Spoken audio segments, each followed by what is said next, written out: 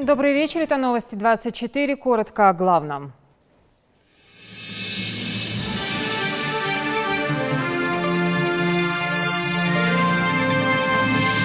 Надо составить там хороший план возрождения любительского бокса республики. Реанимацию некогда популярного в Ингушетии бокса сегодня обсудили на встрече с главой Ингушетии.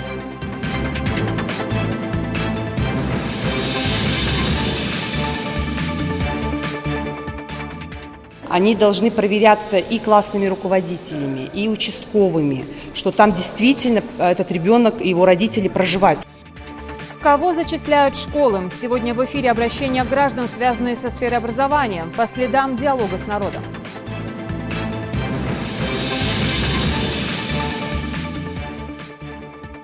Блиц с КФО. В нашем информационном выпуске появилась новая рубрика «Узнаем больше о соседях».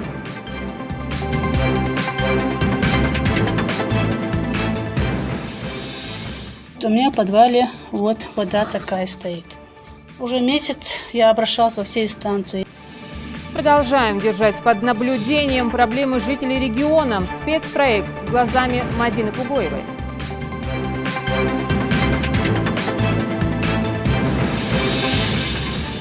Здравствуй, красавица! Здравствуй, бабушка!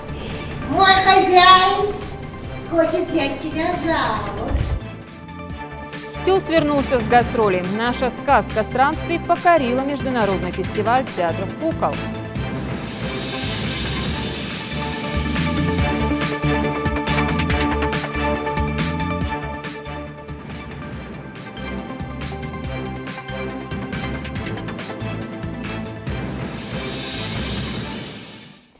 Сегодня Карачаево-Черкесия празднует свой 25-летний юбилей. Это динамично развивающаяся республика со своей богатой историей, нескончаемым потенциалом и мудрым руководителем, отметил в своем инстаграм глава Ингушетии Юнусбек Евкуров, сделав акцент на долгих годах искренней дружбы.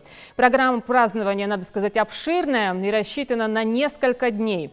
Это и открытие соцобъектов, и проведение большого концерта, рок-фестиваля, организованные национальные подворья и многое другое. Сегодня в КЧР отправилась делегация из Ингушетии во главе с руководителем региона, чтобы принять участие в торжественных мероприятиях по случаю юбилея Братской Республики.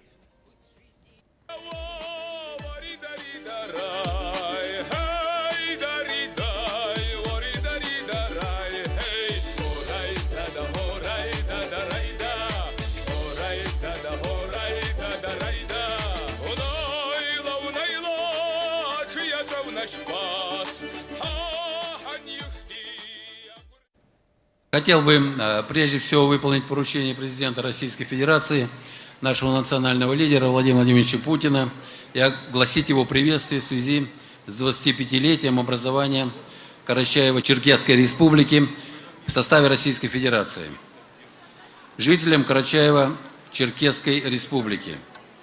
Дорогие друзья, поздравляю вас со знаменательной датой 25-летием образования Карачаево-Черкесской Республики. За прошедшую четверть века республика достигла весомых успехов в укреплении экономического потенциала и социальной сферы, в реализации востребованных проектов, направленных на развитие туризма и курортного дела. Важно, что жители Карачаево-Черкесии бережно относятся к своей истории, чтут самобытную культуру и обычаи предков, многовековые традиции дружбы и добрососедства. Дорогие жители Карачаево-Черкесии, уважаемый руководитель Карачаево-Черкесии Рашид Бориспеевич, хочу вас искренне поздравить с замечательным юбилеем, 25-летием образования республики. В начале своего приветственного слова разрешите мне зачитать адрес от председателя правительства Российской Федерации Дмитрия Анатольевича Медведева. Главе Карачаево-Черкесской Республики Рашиду Бориспеевичу Тимрезову, жителям республики. Дорогие друзья, примите мои сердечные поздравления с 25-летием образования республики. За этот небольшой по историческим меркам срок Карачаево-Черкесия заметно преобразилась. Здесь строятся современные дороги, школы, больницы, детские сады. Создаются новые рабочие места. Большое внимание уделяется сохранению исторического и культурного наследия, которым так богата ваша древняя земля. Спасибо. Уважаемый Олег Евгеньевич, уважаемый Лев Владимирович, дорогой брат Рашид Бориспеевич, дорогие земляки, жители Карачаево-Черкесии. Нам вместе сегодня, или в этом году, 50 лет. Поэтому хочу поздравить от имени народа Ингушетии, от себя лично, весь братский Карачаево-Черкесский народ с праздником, с юбилеем. Я хочу пожелать, чтобы вы берегли свой герб, свой флаг, свой парламент, свое руководство. Это то, что великим трудом, усилиями, не только поколение наших старших, которые тоже здесь присутствуют 25 лет назад, а столетиями это все далось, я не скажу с большим трудом, но с трудом. Но самое главное, это далось без крови. Это самое главное. Сохраните это все и несите далеко во все века. Во благо и Карачаево-Черкесии, во благо нашей великой страны России. С праздником вас всех!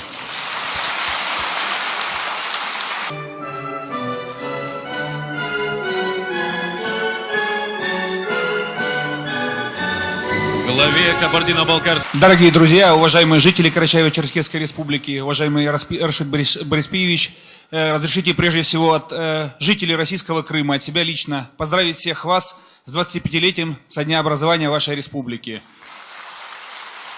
Прежде всего хочу поблагодарить всех вас и моего друга Рашида Бориспеевича за большую помощь, оказанную нам в становлении и развитии Российского Крыма. Также огромное спасибо духовенству. Вот хочу муфтию Карачаево-Черкесской республики сказать огромное спасибо с большим уважением за большую работу по установлению мира и дружбы на территории Республики Крым. На самом деле, вот приехав сегодня впервые по приглашению Рашида Бориспеевича, я на себе ощутил дух гостеприимства, дух уважения к традициям, к обычаям народов, живущих в вашей республике, дух взаимопомощи. На самом деле, это прежде всего ваша заслуга. Я вижу, что республика динамично развивается. Между нашими республиками подписано соглашение о социально-экономическом, научно-техническом, культурном сотрудничестве. Уверен, что эти отношения дальше будут крепнуть и развиваться. От себя хочу пожелать вам крепкого здоровья, успехов в развитии, мирного неба над головой. И желаю действительно того, чтобы вот все ваши мечты сбылись, чтобы ваша республика, субъект Российской Федерации, процветала. Удачи вам, поздравляю еще раз. Спасибо большое. День рождения республики. Сердечно поздравляю всех ее жителей, которые, понимая и поддерживая друг друга, стремятся делать ее лучше, красивее и комфортнее. Опыт наших старших, пример героического поколения ветеранов Великой Отечественной войны, трудолюбие наших жителей, бережное отношение к историческому прошлому и национальным культурным традициям помогли нам реализовать масштабные проекты и добиться хороших результатов, которыми мы вместе можем по праву гордиться. Спасибо всем, кто своим ежедневным трудом способствует укреплению социально-экономического потенциала республики. Кто точно знает, что его будущее и будущее детей именно здесь, в Карачаево-Черкесии, неотъемлемой части Российской Федерации. С праздником, дорогие земляки! Желаю каждому дому, каждой семье благополучия. А нашей любимой Карачаево-Черкесии, нашей родине России, процветания и мира. Добра, благополучия и счастья. По выпуску смотрите документальный фильм на становлении Карачаево-Черкесской республики, а также праздничный концерт, приуроченный к юбилею региона. Организацию поединков боксеров Юнусбек Евкуров обсудил с олимпийским чемпионом Рахимом Чехкиевым, президентом ЮФО СКФО по профессиональному боксу Сергеем Костенко, президентом промоутерской компании СКВ Боксинг Василием Костенко, президентом Федерации профессионального бокса Хусейном Бузуртановым и министром по физической культуре и спорту Ингушетии Даудом Алхазуровым. Руководитель региона напомнил, что несколько лет тому назад в республике не было клуба по смешанным единоборствам. Сейчас в Ингушетии существует более 16 клубов. Появились они благодаря проведению битвы в горах. Проводить надо, тем более у нас есть определенные успехи. Мы своих даже профессиональных боксеров не всех видим. И Рахим уже вот он и признался, что больше не выступает. Но школу профессионального бокса мы в состоянии делать. И что плохо, мы провалили довольно серьезно любительский бокс. Довольно серьезно провалили. Популяризация бокса, она проходит через такие событийные мероприятия. Только надо продумать вопрос, когда его лучше делать. В этом году проведем когда у нас? В декабре. Но и еще одна тема. Надо составить там хороший план возрождения любительского бокса в республике. Бокс был на очень высоком уровне здесь, правда, был. В Ингушетии бокс был вот, тогда времена еще Рахима, Тимурзиева. Много было боксеров, которые действительно защищали честь не только Ингушетии, из нашей страны. Бокс упал. Бокс упал, не знаю, видимо, тому были причины какие-то. Здесь нужно какой-то взрыв сделать. Вот правильно вы говорите. Нужен хотя бы ежегодно один турнир, который дети бы смотрели бы и стремились бы попасть в залы. Это большой импульс, между прочим. Вот на сегодняшний день появился один из людей, который вот очень горит в боксе, это Хусейн. Я очень рад, что здесь такой человек появился. Вот сейчас Рахим ведет тоже хозяйственную деятельность бокса. Я думаю, что благодаря этим людям начнет подниматься бокс здесь, и любительский, и профессиональный. Глава Ингушетии поручил министру по физической культуре и спорту Республики Ингушетия арендовать здание, где могли бы уже в ближайшее время тренироваться спортсмены. В этом году начнется строительство школы бокса в Ингушетии, где будут предусмотрены все удобства для спортсменов: сауна, бассейн, кафе, магазин спортивной одежды.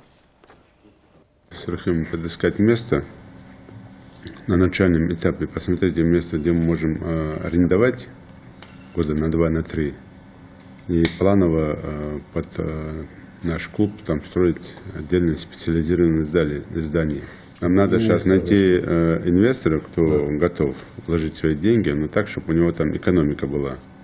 То есть не только клуб, там надо вот лучшую практику найти, если делать, он должен быть современный клуб со всеми там удобствами. И плюс там же для экономии или там для заработка, для содержания, если мы там делаем, тот инвестор, который вложит деньги. Это спортивное кафе, там, спортивная одежда, там, гостиничные там, номера, там, пусть там с десяток, там, 15, чтобы приехала группа, там, где будет выступать и заниматься. Там. То есть какое-то такое красивое это должно быть. И архитектурно это должно выглядеть красиво. Вам срок до 10-20 октября там, проработать вопрос. Все обговорите и конкретно ко мне приходите и начинайте говорить, что мы делаем. Рахим Чехкиев накануне официально объявил о своем решении завершить профессиональную карьеру. Но олимпийского чемпиона 2008 года по боксу, чемпиона мира по версии IBO, чемпиона Европы на счету 26 побед и 19 нокаутов. Теперь свою жизнь он намерен посвятить развитию бокса в нашем регионе, ну и воспитанию нового талантливого поколения боксеров. Репортаж Тамерлана Хамхоева. Имя ингушского боксера Чехкиева впервые зазвучало на весь мир после красивой победы на Олимпийских играх в Пекине в 2008 году. Тогда наш земляк победил боксера из Италии Клименто Руссо со счетом 4-2. Конечно, после было немало боев, как триумфальных, так и тех, что завершились не слишком удачно. Однако каждый из них по-своему важный, отмечает спортсмен. С каждым связаны определенные воспоминания и опыт. Все бои запоминающиеся по-своему, да. Вот. Нельзя как-то что-то выделить, да. Но и в любительском боксе были такие бои, в профессиональном боксе. Я не хотел бы отметить какой-то особый. И не обязательно это победы и проигрыши бывают запоминающиеся, да, потому что ты много сил вложил, труда, но бокс, тем он и интересен, бокс. Почему люди идут на большие бои, платят бешеные деньги на это, особенно у нас там в Америке. Потому что в боксе всегда есть непредсказуемость. После олимпийского золота Рахим перешел в профессионалы, и тут весь мир в очередной раз убедился в том, что бокс на Кавказе в персоналиях не отстает от других видов спорта. 26 побед, из них 19 нокаутом и всего 3 поражения. Эти несколько лет для Рахима Чехкиева сложились более чем удачно. Решение о завершении карьеры не было спонтанным для боксера. Лучше уйти сейчас, когда еще есть силы драться, говорит он. Каждый для себя индивидуально решает, завершить или нет. Потому что зачем? Как говорится, у меня есть свои поклонники, болельщики, и зачем их омрачать неудачами дальнейшими. То есть не хотелось бы такого сценария, поэтому я для себя решил, что я закончу. Но это не значит, что я полностью ушел от спорта. Однако завязывать со спортом Рахим Черкиев не собирается. Развитие бокса в нашем регионе и воспитание нового, талантливого поколения боксеров – эту задачу ставит перед собой олимпийский чемпион. Перспективы у наших ребят есть, нужно лишь найти к ним правильный подход. Лично я для себя решил, что, наверное, буду жить в спорте, в боксе, буду заниматься тренерской работой. Вот. Ну, в том числе и тренерская работа, потому что я, скажем, как никто, наверное, прошел жернова, огненные жернова, скажем так, и любительского бокса, и профессионального бокса. Заслуженный мастер спорта по боксу Рахим Черкиев уже вписал свое имя в историю мирового бокса. Ингуши имеют полное право гордиться своим соотечественником. Ну а в скором времени, возможно, под руководством Рахима Черкиева вырастет еще не один олимпийский чемпион. Тамерлан Хамхоев, Сурхо Кусиев, Новости 24. Вопросы взаимодействия представителей органов государственной власти республики с иностранными делегациями и зарубежными СМИ, обеспечение безопасности людей на водных объектах и создание добровольных пожарных дружин обсудили на заседании Совета безопасности республики. По первому вопросу руководитель региона напомнил присутствующим о том, что в 2011 году утвержден порядок приема иностранных граждан и иностранных делегаций в госорганах республики и выезда должностных лиц, госорганов и официальных делегаций Ингушетии за границу.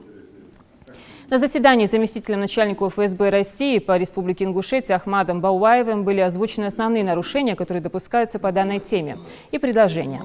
По итогам заседания Юнусбек Евкуров дал ряд поручений и установил сроки их выполнения. Сейчас пройдемся по следам программы «Диалог с народом». Выдача учебной литературы и зачисление детей в столичные школы. Что касается сферы образования, то здесь по вопросам лидируют именно эти темы. Подробные разъяснения в репортаже Залины Могушковой.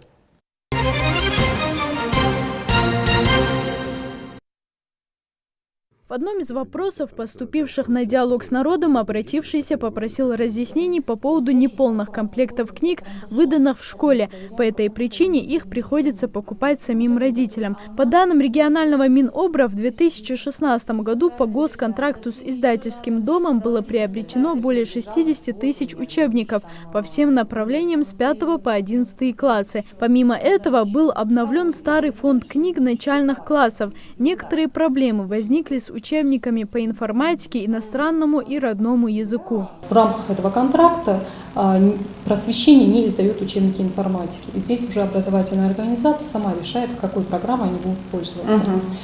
Помимо этого были поданы заявки уже управлениями и образовательными организациями по поводу изучения иностранных языков. По заявкам было заказаны были книги английского, и французского, и немецкого языков, но после поставки уже учебников образовательные организации практически полностью решили перейти на изучение английского языка. В связи с этим у нас тоже возникла небольшая проблема, из которой мы вышли, используя старый фонд. За счет старого фонда мы буквально все школы тоже обеспечили учебниками английского языка. И сейчас, в настоящее время, у нас изданы учебники ингушского языка и литературы для начальной школы. И в скором времени они поступят уже в образовательные организации. Обеспеченность книгами зависит также от того, насколько бережно дети будут пользоваться учебниками в течение всего учебного года. Эта ответственность прежде всего лежит не только на учителях, но и родителях. Кроме того, в школах чаще всего сталкиваются с таким заблуждением, что в комплект книг, выделяемых государством, входит и учебный инструментарий. Контурные карты, рабочие тетради и дидактический материал должны приобретать сами родители. Но и здесь порой администрация школы старается сократить нагрузку на их семейный бюджет. Ну вот, например, мы решили эту проблему следующим путем. Мы по русскому и математике отказались от рабочих тетрадей, хотя, в принципе, наверное, где-то это и ущемило образовательный процесс. И мы пользуемся теперь вот этими тетрадями по подготовке к ВПР на уроках. Почему? Потому что все-таки здесь дублируются задания, темы по тому или иному классу. Поэтому мы пользуемся ими для того, чтобы облегчить родителям. Сложно покупать рабочую тетрадь КМК и подготовку к ВПР. Помимо этого, самый популярный вопрос в адрес Министерства образования был связан с зачислением детей в столичный лицей. Родителям отказывали по причине переполненности школы. В лицее под учебные кабинеты вынуждены использовать даже учительскую и читальный зал. Те родители, которые подали заявление поздно, или они заехали в эти квартиры поздно, то есть уже после августа, после того, как уже контрактование закончилось, конечно, мне некуда их посадить. Не хотелось бы удовлетворить все пожелания. Когда у вас начинается вот эта вот зачастую как бы запись, скажем так, в первый класс, да. Первый класс у нас начинается 1 февраля. Ага. И заканчивается 30 июня. Это первый класс. Это первый класс. А вот остальные классы родители, конечно, могут подать заявление в любое время, но в связи с тем, что нет посадочных мест, а у меня их нет, я, естественно, им даю отказ. Несмотря на то, что эти родители зарегистрированы на той территории, которая по постановлению администрации города Магаз относится к лицею. Лицей рассчитан всего на 704 места. До недавнего времени в нем училось 2,5 раза больше школьников. В классах ютилось по 40 или даже 50 детей. На данный момент удалось частично разгрузить школу на 758 учеников за счет открытия центра образования на 1500 мест. Но даже сейчас лицей переполнен. После совещания, которое провел Узбек Маматгиреевич в школе-лицее, где он очень подробно объяснил, что дети, которые по принадлежности относятся к этой школе, они должны проверяться и классными руководителями, и участковыми, что там действительно этот ребенок и его родители проживают, то есть по месту фактического проживания. Даже в приоритете не столько должна прописка стоять, да, потому что прописку, в принципе, прописаться можно, а живет он в другом месте, а именно место фактического проживания. Руководство лицея часто сталкивается со многими ухищрениями со стороны родителей. К примеру, открылись факты массовых прописок в столичных квартирах. Так, в одной из них было прописано более 30 человек. Также жители отдаленных сельских поселений зачастую арендуют квартиру всего на 2-3 месяца, добиваются зачисления в школу и съезжают. Подобные попытки вызывают в ответ дополнительные меры борьбы. Летом я создала комиссию, куда включила классных руководителей, учителей, педагогов-организаторов, воспитателей, заместителей директора. Мы создали комиссию по проверке фактов проживания.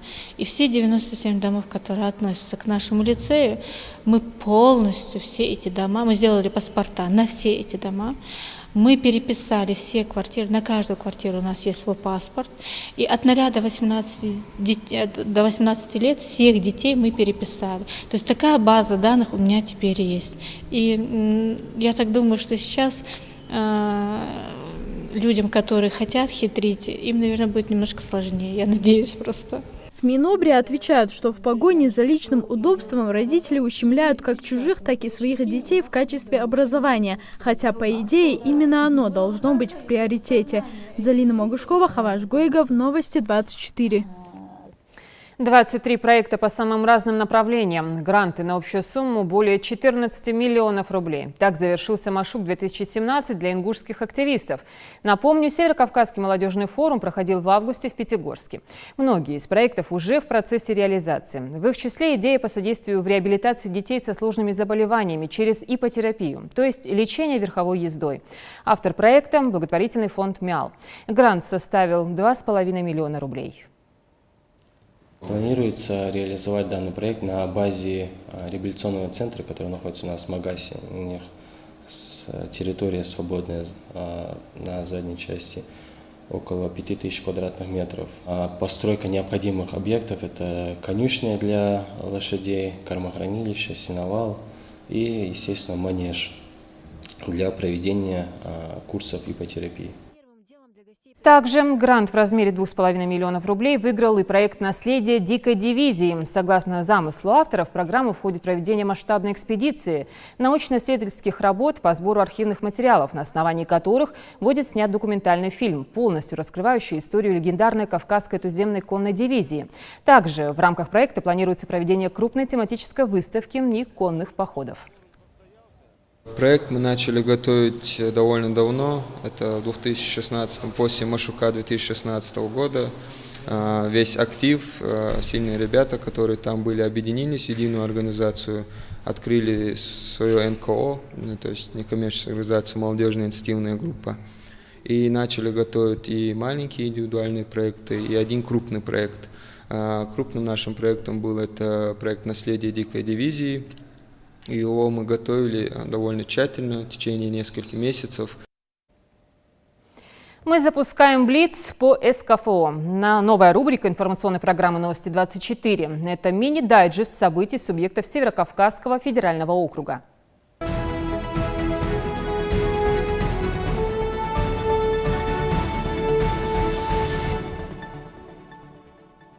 Сегодня Карачаево-Черкесская республика отмечает свое 25-летие. В регионе открыли ряд социально важных объектов. В честь праздника посадили именные деревья. Прошла выставка сельхоздостижений. Также прошли спортивные мероприятия. Подготовлена большая концертная программа «Моя республика» с участием звезд российской эстрады. Планируется праздничный салют. В Шелковском районе Чеченской Республики появится новое водохранилище. Оно позволит орошать засушливые земли, что, по прогнозам аграриев, увеличит урожай вдвое. Это первое хранилище на реке Терек объемом 20 миллионов кубов. Проверить строительство объекта в республику приехал директор департамента мелиорации Минсельхоза России Валерий Жуков, который высоко оценил проводимую работу. В селе Баматюрт Хасаютовского района Дагестана проложен мост. Этого события жители села ждали 7 лет. Работу удалось закончить меньше, чем за месяц. Это настоящий праздник для сельчан, в котором приняли участие жители всего Баматюрта, религиозные и общественные деятели и спортсмены. Самый высокогорный пункт полиции открыли в Северной Осетии. Если раньше, чтобы добраться до ближайшего отделения, жителям Стурди-горы приходилось преодолевать до полусотни километров, теперь стражи порядка стали ближе к народу. В будущем республиканское МВД откроет еще 13 участковых пунктов полиции в сельских районах. Ученые Кабардино-Балкарского университета получат грант на сумму более 200 миллионов рублей. Институт химии и биологии вуза победил в конкурсном отборе, который провело Министерство образования и науки страны. Ученые представили проект создания новых полимеров, которые можно будет применять в стратегически важных отраслях. Исследованием занимается больше 20 специалистов. В городе Железноводске Ставропольского края завершился открытый турнир по стрельбе из лука «Бештоугорские угодья-2017». Соревнования проходили по классам «Спортинг», «Олимпик», «Барибоу» и «Исторический лук». В турнире участвовали более 60 спортсменов из различных регионов страны. Финал турнира организовали в категории «Исторический лук». Он прошел в национальных костюмах. Команда Ставропольского края заняла ведущие призовые позиции во всех категориях. Свои нарушения в утренний час по дороге в Магаз подавляющее большинство водителей считает вынужденными. Километровая пробка от федеральной трассы и до Аланских ворот создается из-за проводимых ремонтных дорожных работ. В последние недели поездка в столицу и обратно стала затруднительной. ГИБДД призывают к большей терпимости. Подробности у Евы Ужаховой. На часах 8:30. Это самый час пик. И такой коллапс продлится где-то час. Возле Магазского круга огромное скопление машин. Автолюбители, невзирая ни на какие правила, нарушают их и стремятся успеть вовремя на работу. Километровая пробка начинается с трассы Кавказ, минуя круг и тянется до Аланских ворот. Усложняет ситуацию и то, что одна полоса дороги в Магаз закрыта на ремонт. Автомобилисты в торопях выезжают на встречку и пересекают сплошную. Радует, что пешеходов здесь нет. Вот и водитель БМВ последней модели с госномером К700АА, заехав на обочину, обгоняет колонну и движется прямо на съемочную группу, пересекая сплошную линию. Здесь надо сделать хорошую развязку. Люди на работу едут, я опаздываю и буду нарушать. Я лучше заплачу эти 500 рублей, чем буду здесь стоять в очереди. Это тоже естественно. А это каждый день такое. Здесь надо нормальную развязку делать. Вон скоро даже проехать не может. Пожалуйста. Утром сложнее или вечером? Утром, вечером, час пик. В своем категоричном мнении о происходящем водитель БМВ не одинок. Солидарность с ним проявляют и другие водители. Посмотрите, что творится здесь. Нарушаете сам? Конечно. Сколько аварий здесь было. А что делать? А что делать, надо сказать. Очевидно, что административное взыскание рискованных водителей уже не пугает. Да и сами сотрудники дорожно-патрульной службы признаются, что часто проявляют лояльность к нарушителям. Основной причиной являются, создают пробки грузовые автомашины. Так как грузовых машин много, и вот из-за этого образуется пробка. Они едут медленно и создаются заторы. Они заезжают на встречную полосу, так как это запрещено, но исходя из этого мы их не наказываем, так как машин много. Этот участок дороги сотрудники ГИБДД патрулируют ежедневно с 8 утра в усиленном режиме. Порой, чтобы урегулировать движение и разгрузить трассу, инспектор сам выходит на дорогу, так как спешащие на работу водители уже не обращают внимания на жезл. Да, останавливали пропускаемый идущий транспорт. Ну, чтобы он перекрывал, останавливал машины, а то они друг другу не уступают, едут. Они-то знают, что дорога своя, в смысле, они едут по главной дороге, и вот они стараются ехать. И вот из-за этого, чтобы быстрее пропускать машин, чтобы не было заторов. Движение на таком загруженном участке дороги периодически тормозит очередное ДТП, порой с участием до 5 машин. Сценарий всегда один – обгон, пересечение сплошной полосы, выезд на встречку. Говорить, что спешка при таких трафиках становится причиной ДТП, порой с тяжелыми травмами и последствиями не только для водителей, но и пешеходов, уже бесполезно. Сегодняшнее утро обошлось без происшествий. Но кто знает, повезет ли так и в следующий раз. Ева Ужахова, Тимур Карахоев, Новости 24. В Малгобеке прошла акция здоровья, чтобы еще раз напомнить людям о проблемах сердца и опасности, которая связана с эпидемией сердечно-сосудистых заболеваний. В программу Дня сердца традиционно входят массовые проверки здоровья, публичные лекции, научные форумы, концерты, конференции. Репортаж Жаридат Халухоевой. С возрастом частые визиты к врачу становятся необходимостью. Вот и Ахмед Арсильга в больнице гость нередкий. Причин для этого много, признается он. В свои 54 года уже перенес инфаркт, после чего всерьез прислушался к своему организму. Теперь каждые полгода он проходит полную диспансеризацию. Я перенес инфаркт, мне приходится к кардиологу приходить. Периодически я прохожу лечение, они мне назначают все, смотрят меня. Я их, не можно сказать, пациент. С такими же проблемами больницу посетили около 50 человек. В основном жалуются на повышенное артериальное давление и боли в сердце. За помощью к врачам обратилась сегодня и Тамара Картоева. У женщины хронический сахарный диабет, а несколько лет назад перенесла инфаркт, последствия которого до сих пор дают о себе знать. По всем врачам пройдешь, уже ты знаешь, что ты прошла, что ты больная, где что. Они что же болеют, когда ты болеешь. Я, правда, больная, серьезная. Год 2 раза я прочищаю. Год 2 раза, да. А Ханза мне сделала операцию, должна лечь срочно опять. Желающих проверить свое здоровье сегодня оказалось немало. В основном это старшее поколение, от 50 и выше. За сегодняшний день свое давление проверили и проконсультировались у медиков порядка 50 жителей. Почти столько же успели сделать и кардиограмму. По мере необходимости пациентов тут же направляют к другим специалистам – эндокринологу, неврологу, врачам ультразвуковой диагностики и терапевту. Люди от 40 до 60 лет приходят молодежь с жалобами, болями сердца, безусловно. Мы отправляем их на кардиограмму, делаем УЗИ сердца, обследуем больных, выявляем диагнозы. Частные боли в сердце и постоянные скачки артериального давления. Эти и другие симптомы нередко становятся причиной летального исхода. Чтобы не доводить до крайности, необходимо проводить ежегодную диспансеризацию для поддержания своего здоровья. А такие акции помогают на ранних стадиях выявить хронические неинфекционные заболевания и снизить факторы риска. Жаридат Халухоева, Рахман Цуров, Новости 24.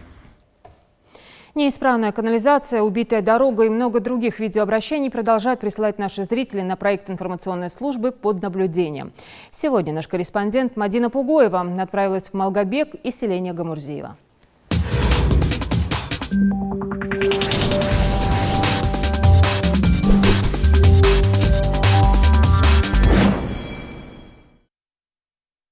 У меня в подвале вот вода такая стоит. Уже месяц я обращался во все инстанции, и мэрии, и ЖКХ, и санэпидстанцию. Никто мне никакие меры не принимает. Автор этого видео Марим Хучиева живет на первом этаже многоквартирного дома практически в самом центре города воинской славы. Неприятный запах здесь чувствуется уже не первый год. Вонь просачивается в квартиры через вентиляционные люки и даже кухонную раковину. Я прикрыла вот это вентиляционное отверстие, видите как? Даже вот эта лампочка, где висит, я сейчас отвесила лампочку и закрыла эту дырку, потому что через дырки, вот через отверстие, они сюда и насекомые залетают, вот этот запах уходит наружу. Пару лет назад работники ЖКХ заменили старые канализационные трубы на новые пластмассовые, однако и эта мера видимых результатов не дала. Периодически подвальное помещение многоэтажки заполняется нечистотами. Местные жители бьют тревогу, но пока безрезультатно. Администрация звонила. Вот на прошлой неделе я вызывала начальника распадного. Он всю эту картину видел. Я обращалась тогда, именно когда полный подвал стоял водой. Но тогда никто не пришел, надо было в то время увидеть эту картину, которая действительно, подвал был наполнен полностью вот этой канализационной водой. Но вода пропиталась уже, но мало что. Он пропитался, но вот этот пар, вот эта вонь, вот этот насекомый до сих пор там есть. А тем временем в ЖКХ Малгобека уверены, что заполненный нечистотами подвал – результат безответственности самих жильцов, которые бросают в канализационные трубы, что попало, из-за чего они постоянно и забиваются. Коммунальщики утверждают, что работы по очистке подвального помещения проводятся регулярно, несмотря на то, что многие жильцы этого дома систематически не платят за содержание жилья. Если даже она нуждается в ремонте, отремонтировать не проблема, если люди будут платить коммунальные услуги за содержание дома, этого дома. Им необходимо платить царю Аллах. А вот они говорят, первый вопрос, за что нам платить? Я говорю, как за что? Отопление, сетевые трубы проходят у вас дома? Проходят. Канализационная линия проходит у вас? Проходит. Крыша есть у вас? Есть. Ремонт требуете? Требуем. За это надо же платить. В ответ на это жильцы проблемного дома указывают на недобросовестное выполнение сотрудниками ЖКХ своих обязанностей. Мусор на улице рядом с многоэтажками сразу бросается в глаза, а это центр города воинской славы. К тому же злостных неплательщиков, признаются они, среди жильцов не так много. Содержание жилья, до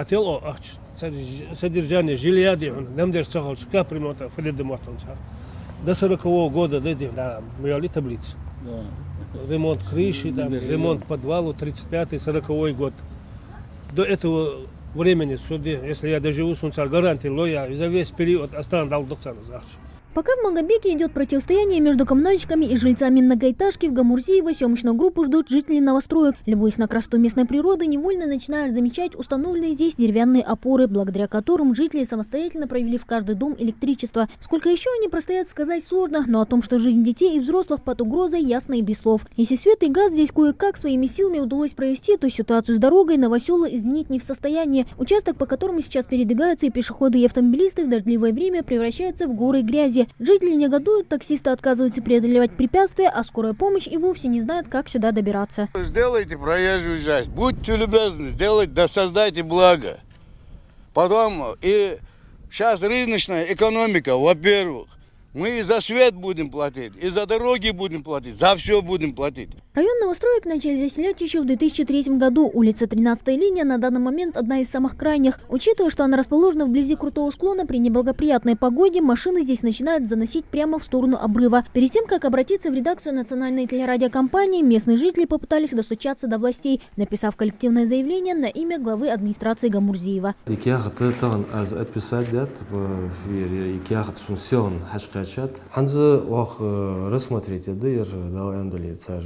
Проблемы выехать, там выехать, футбол,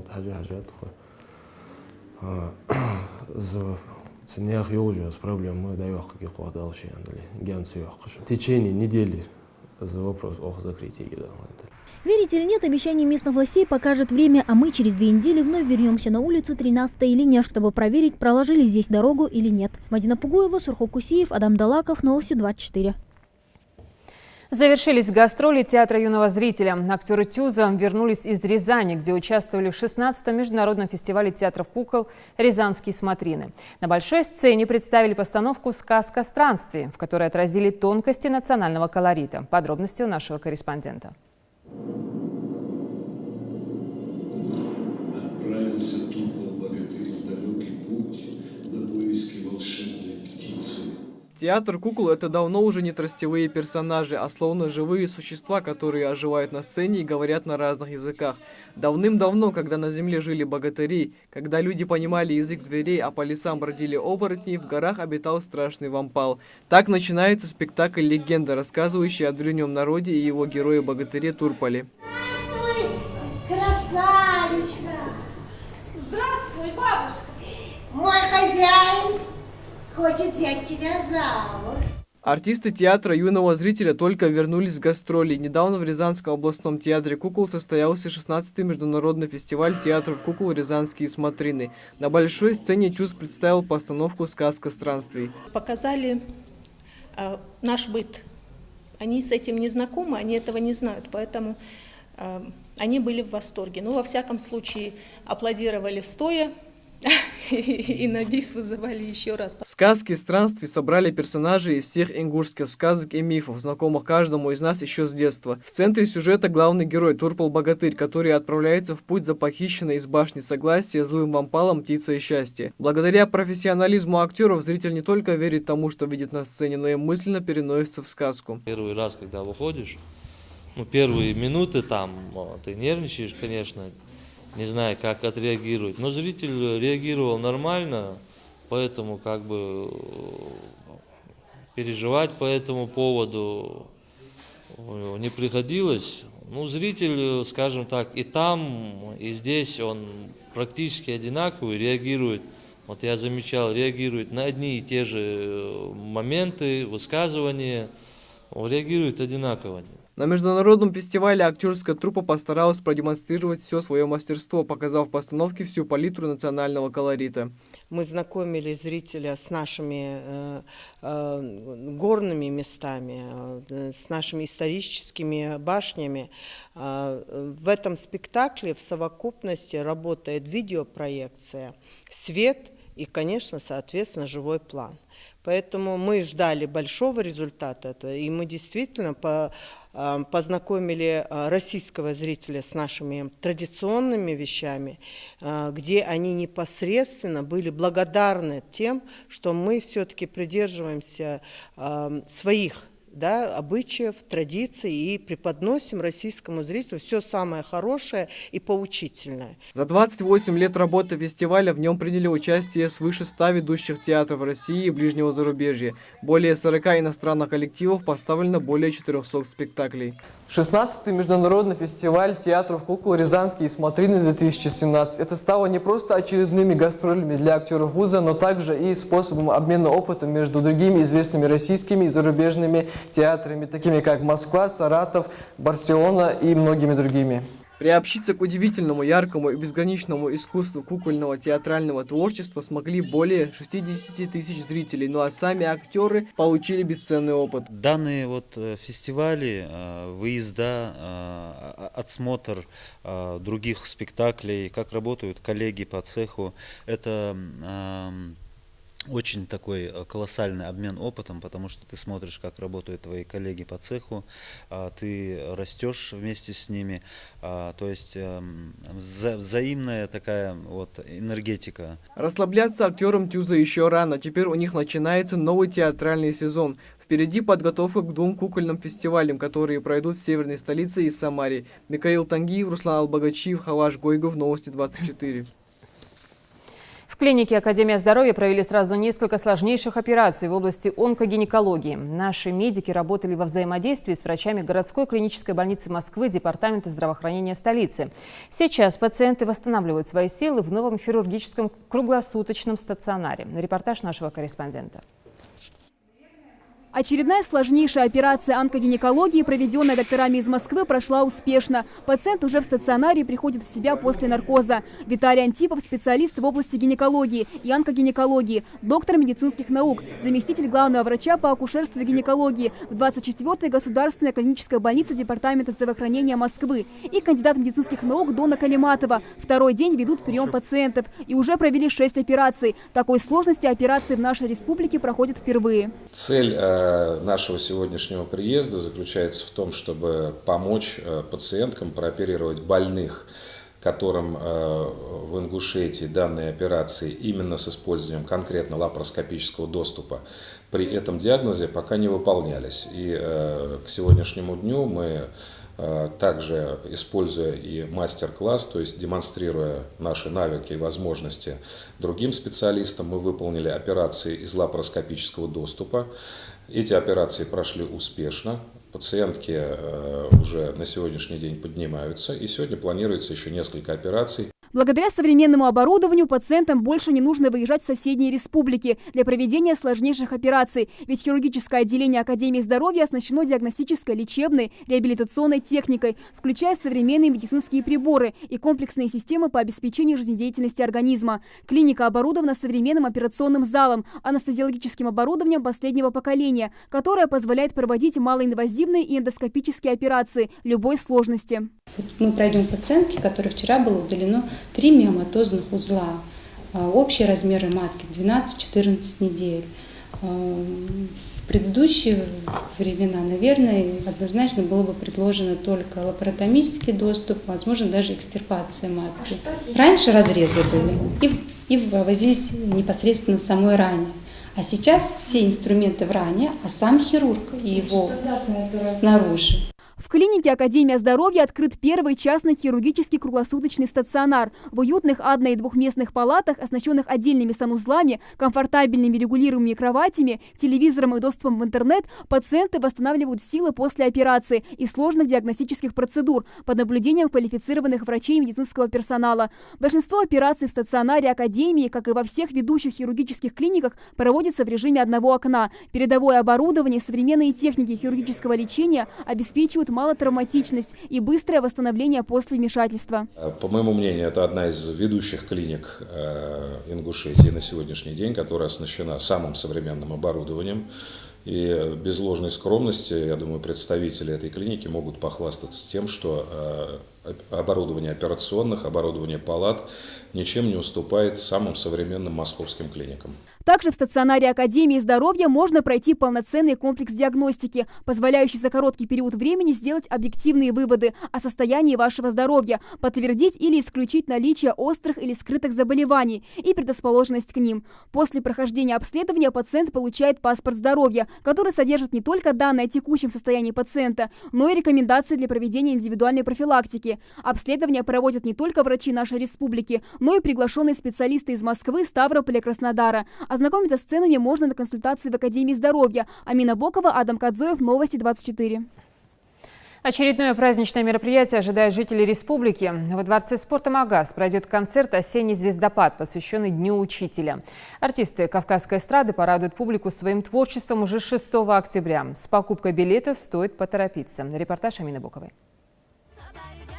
Шамиль Кашашев, Анжелика Нечесова и еще больше десятка гостей со всего Северного Кавказа на одной сцене. На этот раз Минобри региона решили подойти весьма необычно – к празднованию Дня учителя. Награждать отличившихся в этом году педагогов будут в окружении популярных музыкальных исполнителей СКФО. «Осенний звездопад» – так называется концертная программа. Интересна не только учителям и родителям, но и просто любителям национальной музыки. Билет я купил для своей первой учительницы, которую я давно уже помню. Мы все время общаемся. С тех пор, как я закончил школу, да и во время школы мы тоже общались. Билет я купил ей и кому-нибудь еще из ее семьи, чтобы она не шла одна. Сотни билетов скуплены буквально за несколько дней с начала продаж. Такого ажиотажа не было давно, отмечают во Дворце спорта. Хотя, как ни странно, больше всего билетов приобретает не старшее поколение, а молодежь. Концертная программа «Осенний звездопад» во всех смыслах оправдывает свое название. И исполнители не просто популярные музыканты, но и заслуженные народные артисты своих республик. Ведущие концерта Хава Шанхоева и российский певец, актер театра и кино, лауреат множества международных премий, в том числе «Надежда Европы» Астемир Апанасов.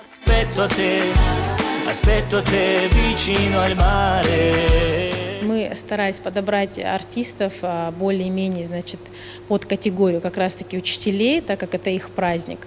Значит, артисты и наши местные ингушские артисты обязательно. И сама вот процедура награждения, я думаю, это было бы интересно, потому что у всех в семье есть учителя, родственники, которые работают в школе, дети, которые хотели бы тоже поздравить всех учителей, может, придут посмотреть на учителей, которых будут награждать. То есть сама процедура и сам формат вот этого концерта как бы необычный, и это действительно праздник. Билеты можно приобрести в кассах Дворца спорта «Магаз» и кинотеатра «Дружба». Цена зависит от расположения в зале. Их можно взять как за 1000, так и за 500 рублей. Посадка будет проходить в свободном режиме, то есть можно занять любое место в секторе. Например, у вас билет за 1000 рублей. И у нас в зале свободная рассадка. То есть, принцип такой, вы заходите через этот вход, тут будет стоять наш сотрудник. Вы ему показываете билет, он уже регулирует, то есть, куда вам идти. И он вам говорит, вот, выбирайте место, садитесь сюда. Вы проходите, садитесь, а люди, которые пришли, например, у них билет за 500 рублей, то есть, они идут на синий сектор, 1000 рублей. Это красный сектор, 500 рублей, это синий сектор. Приобрести билеты можно будет и день концерта, но только до часа дня. Праздничное шоу состоится 6 октября в 16:00 во Дворце спорта. Амина Бокова, Адам Далаков, Новости 24.